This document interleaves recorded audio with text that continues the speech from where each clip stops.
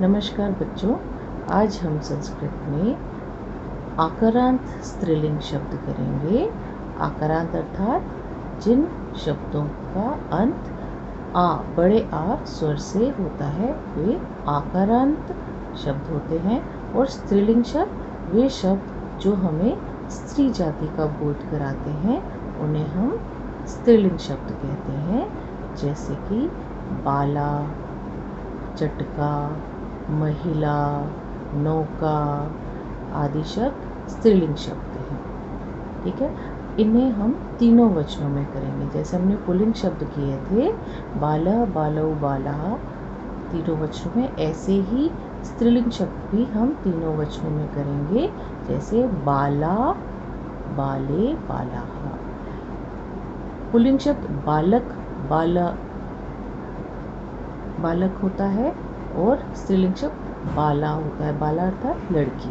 इधर देखिए, बाला अर्थात एक लड़की, बाले दो लड़कियां, बालाः अनेक लड़कियां, महिला, महिले, महिलाः, चटका, चटके, चटकाः, नौका, नौके, नौकाः। अब इनमें अंत में देखो, एक वचन में आ की मात्रा आ रही है, द्विवचन में आपकी ए की मात्रा आ रही है, और बहुवचन में आपकी आ की मात्रा के साथ विसर्गे आ रही है। तो जहाँ विसर्गे होती हैं, हम हल्का सा ह की ध्वनि निकालते हैं।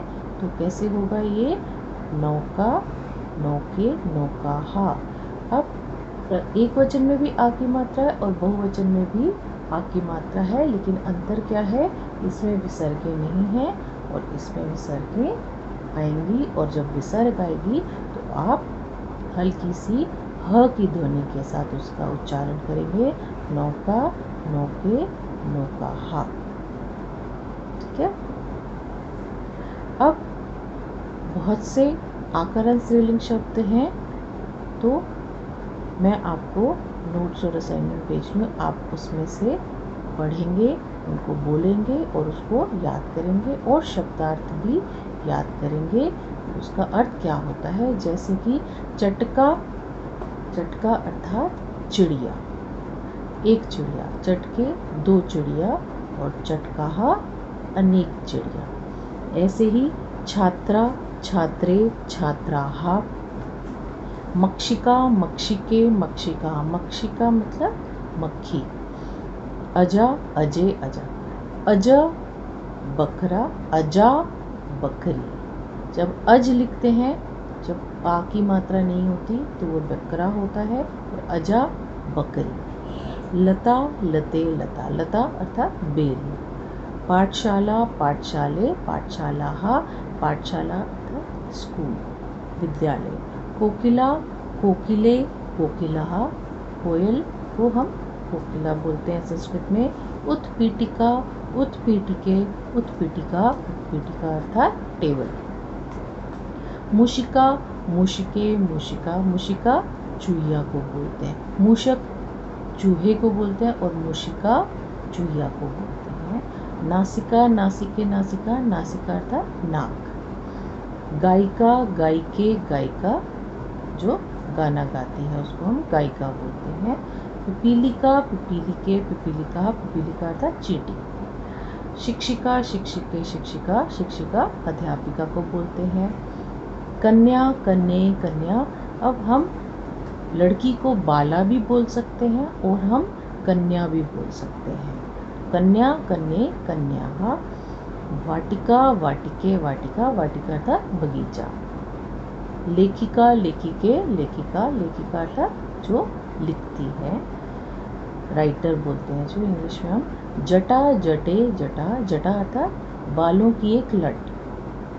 नायिका, नायिके, नायिका एक्ट्रेस को बोलते हैं, अभिनेत्री भी बोलते हैं हिंदी में, तो नायिका, नायिके, नायिका। गदा, गदे, गदा, गदा जो प्राचीन काल में लड़ने के लिए इस्तेमाल करते थे, उसको हम गदा बोलते हैं, हथियार होता है। ठीक है, तो ये आपके कुछ स्त्रीलिंग आकारांत शब्द हैं जिनको आपको तीनों वचनों में करना है। अब जो आपको असाइनमेंट भेजा गया है वो निकालिए। उसमें पहला प्रश्न जो है उसमें आपको संस्कृत शब्द छांटने हैं। हिंदी में शब्द दिए हैं, उसमें आपको संस्कृत के शब्द ब्रैकेट में से छांटना है, एक जो सही अर्थ होगा उसका। जैसे पहला है एक लड़की, तो एक लड़की उसमें कन्या और बाले दिया है। अब आपने देखना है कि वचन कौन सा है।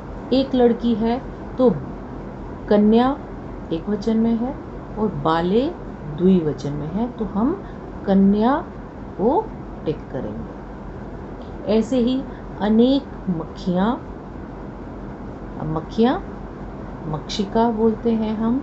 अब अनेक है तो बहुवचन है, तो इसमें देखो ब्रैकेट में मक्षिका और मक्षिके दिया हुआ है। मक्षिका बहुवचन है, मक्षिके द्विवचन है, तो हमें अनेक लगाना है तो बहुवचन आएगा, तो यहाँ पर मक्षिका आएगा। एक लता, अब लता लते लता, तो पहला एक वचन क्या है लता, तो इसमें आप लता ढूंढेंगे।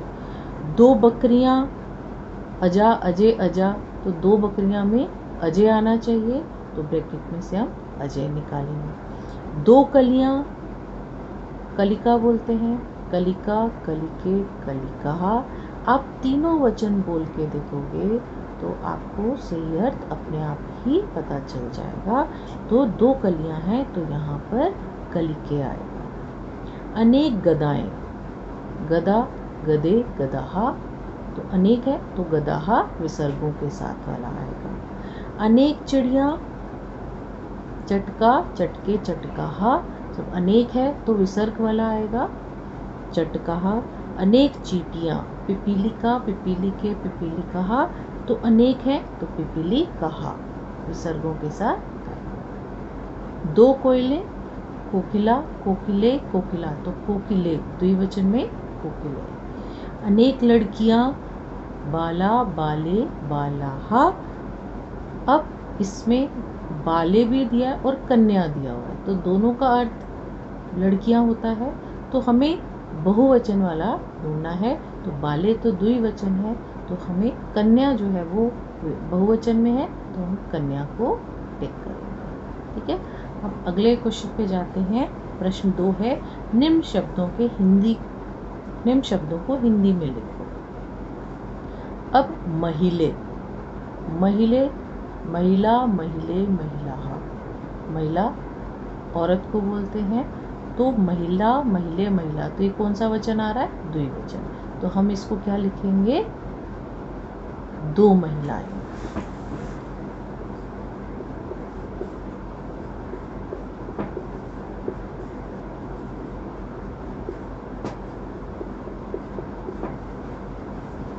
ठीक है, इसके बाद चटकाहा, चटका चिड़िया, तो विसर्ग भी आ रही है, तो चटका चटके चटकाहा, तो अनेक चिड़िया।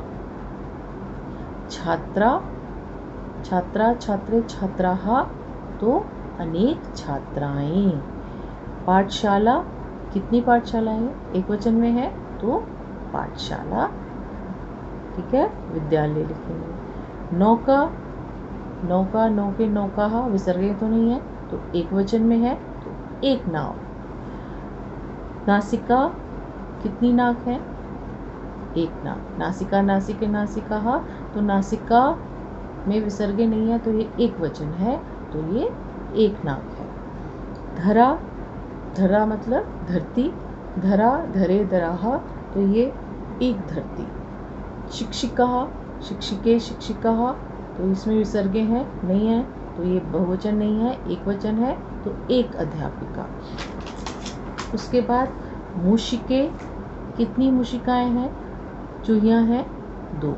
मूशिका मूशिके मूशिकाहा, तो मूशिके द्विवचन में है, तो ये दो चूहियां। लते, लता लते लताहा, तो कौन सा वचन है, ये द्विवचन है, तो ये दो लताएं या दो बेलें भी हो सकते हैं। अगला प्रश्न आपका है, निम्न शब्दों को वचन के अनुसार अलग अलग कोष्ठक में लिखिए।